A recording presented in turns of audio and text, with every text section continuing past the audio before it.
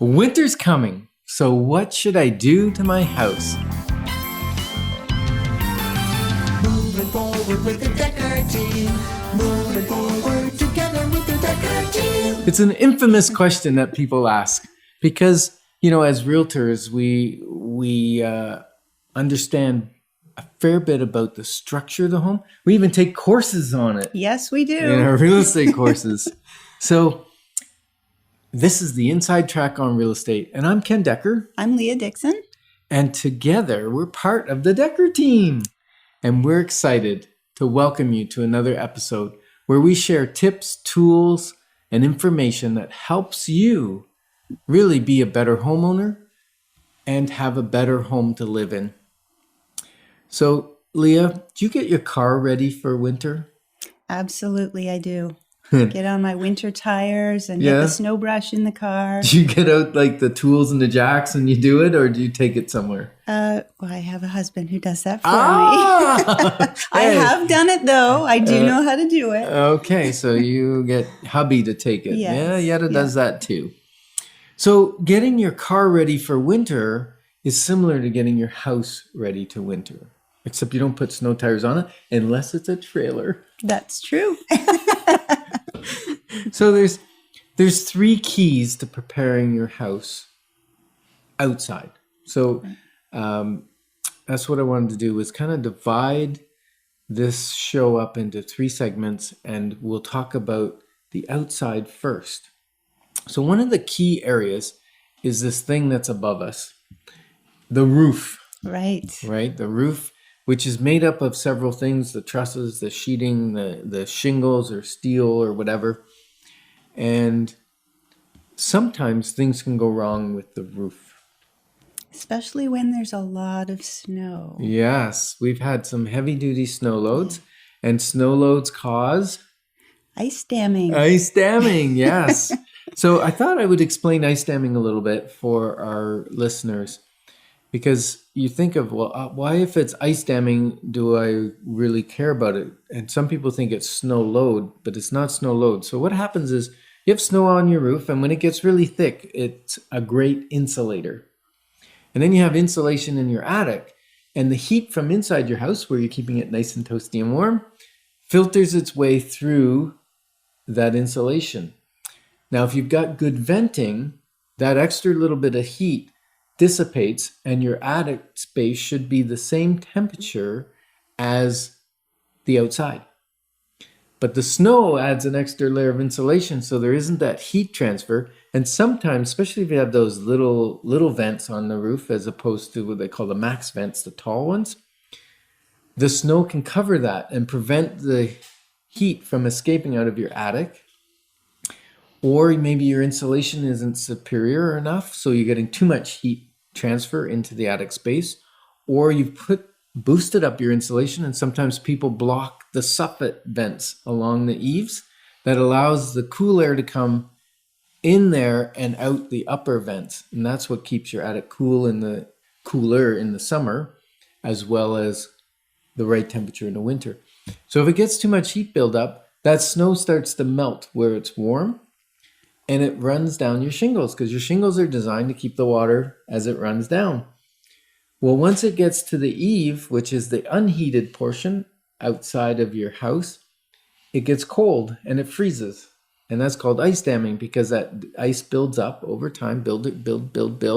Now the water comes and it hits the ice, and it can't keep running. And shingles aren't designed to keep water on the roof. They're designed to keep it off the roof and slide down.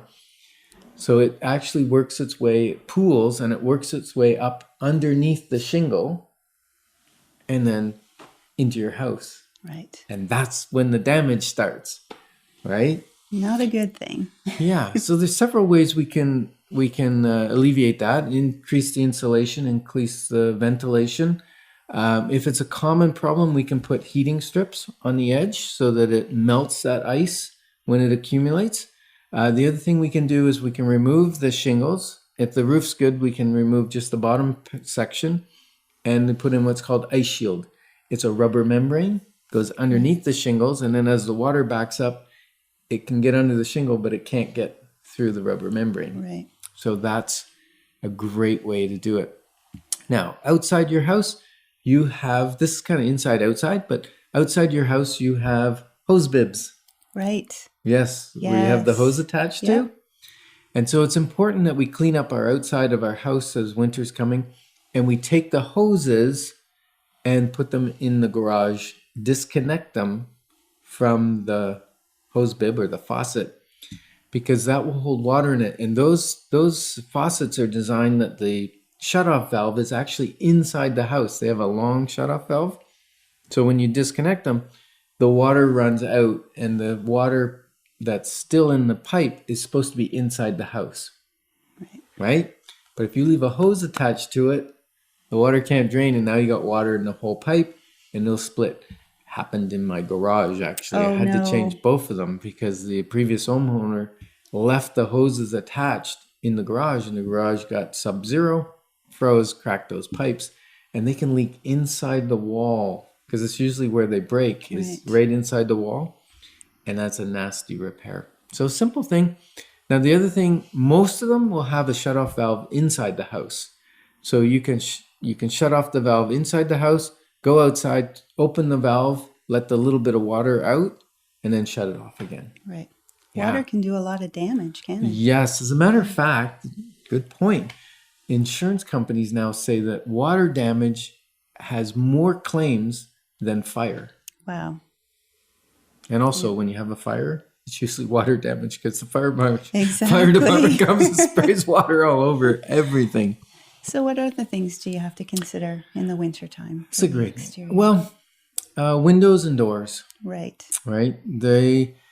You're going to look on the outside and see the caulking. The caulking is that rubber kind of, could be a silicone based, and it's stretchy and it moves as the house moves, as the house expands and shrinks with the heat of the summer and the winter. It can get old and less elastic, and it will crack or it will pull off from one of the surfaces, and it leaves a crack that if you get a driving rain, that can cause the moisture to get in behind your wall and then eventually rot around your windows or your door, which I've had that pleasure of that happening before as well. I just want to throw something in here. Yeah. If you're not really good at caulking, hire somebody to do it who is. I have seen some pretty horrific caulking jobs around doors and windows. The worst is bathtubs, actually. Oh, yes. When the caulking's like 2 inches wide. Yeah. Oopsie. Yeah, it's funny you bring that up because I've said that you should have to have a license to be able to buy caulking. Yeah. So they teach you how to use a caulking gun. Because most people use it the wrong direction, actually. I use it backwards. I'm fairly good at it backwards. But you're left-handed too, aren't you? No. When I say backwards is you're supposed to push it, not pull it. Okay. And I pull it, but as long as you get the right amount, and then the secret is wetting your finger. Yes. But it tastes horrible when you wet it on your tongue. Yeah, so watching that to make sure that your exterior is protected from moisture coming in. And one little extra I'm gonna just say is sometimes when people are looking at their property and they're looking for places where moisture may come in, I've seen a lot of times on brickwork at the bottom row, about every third or fourth brick may have no mortar between it. And it's called a weep hole. It's designed to let moisture that got driven behind the brick to escape. And I've seen people fill those with either mortar or caulking, and then that traps moisture behind the wall. So you don't want to fill those. Those are the one thing. I did purchase a house where the previous owner had filled them all, and I had to go around and pull all the caulking out. Scrape it out? Yeah. So remember, an ounce of prevention, I was going to say protection, but it is kind of protection. An ounce of prevention is worth a pound of repair. So we're grateful to be partners growing alongside with you with the DekkerTeam. Moving forward with the DekkerTeam. Moving forward together with the DekkerTeam.